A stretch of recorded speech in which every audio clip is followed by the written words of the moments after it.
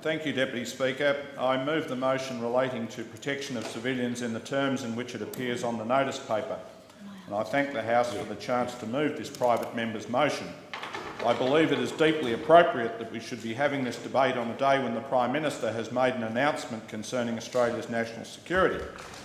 The Prime Minister's statement is, of course, caused by and acknowledges the threat posed by Islamic State, not just in the Middle East, but right around the world, including here in Australia. The Prime Minister's statements on national security so far have, in my view, been incomplete. What they are lacking is an apology. There has never been an apology from the Liberal Party or any sign of recognition or awareness that the response of former US President George W. Bush, enthusiastically supported and unconditionally embraced by Liberal Prime Minister John Howard, to the attacks by al-Qaeda on September 11, 2001 was disastrous. The invasion of Iraq was an act of folly and self-indulgence, which was a key driver of the threats to our national security we are discussing today. And until the Liberal Party shows some sign of acknowledging and apologising for what was a monumental blunder, it cannot be regarded as a safe pair of hands when it comes to national security. The link between the invasion of Iraq and the rise of Islamic State has been made by numerous experts. Christopher Meyer, British ambassador to the US from 1997 to 2003, says that perhaps the most significant reason for the success of Islamic State in Iraq is the decision taken more than 10 years ago by President George W. Bush and Prime Minister Tony Blair to unseat Saddam Hussein without thinking through the consequences for Iraq of his removal. He says Islamic State is now fighting alongside fighters who are former members of Saddam Hussein's army, which was disbanded in May 2003, throwing 400,000 angry men onto the streets with their weapons. The order directly fuelled the 8-year insurgency against American and Allied troops. Former Iraqi soldiers were recruited by the Iraqi branch of al-Qaeda, have been fighting in Syria and have now returned to Iraq with Islamic State. The former United Nations Secretary-General Kofi Annan has identified the 2003 Iraq War as one of the causes of the current situation in the Middle East. He says, "I spoke against it at the time, and I am afraid my concerns have proved well-founded.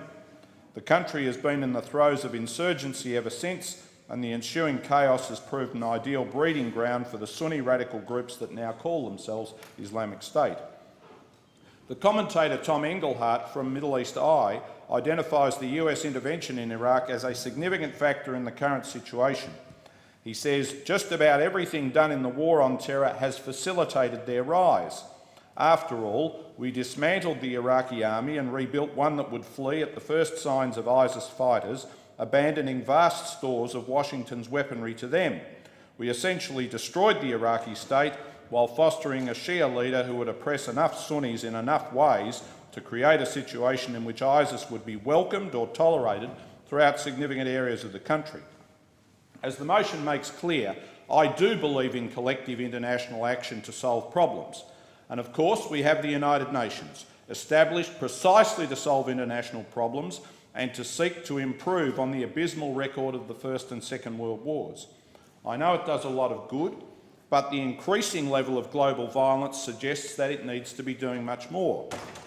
Why doesn't it do more? Well, that would be because big powers, members of the UN Security Council with a veto power over UN action, are prepared to turn a blind eye to cover up the sins and misdeeds of their allies and supporters. No one has clean hands here. Of course, getting the big powers to do better globally is no easy matter. We must all be willing to put pressure on the big countries and demand action from them. It is not good enough to let them blame this or that rogue state or rogue general or rogue religious leader. We should tell the big powers that we know they can fix the problem if they genuinely want to, or if they can't, that the world is willing to help out. Being part of the US alliance, as we are, does not mean that we are obliged to turn a blind eye to misconduct. We must breathe new life into the responsibility to protect civilians. This doctrine does have the potential to save civilian lives, and we should demand that the UN Security Council uses it when outbreaks of violence occur. This is far superior to coalition of the willing type unilateral action and far superior to fatalism and meekly allowing this violence to continue. I thank the member for the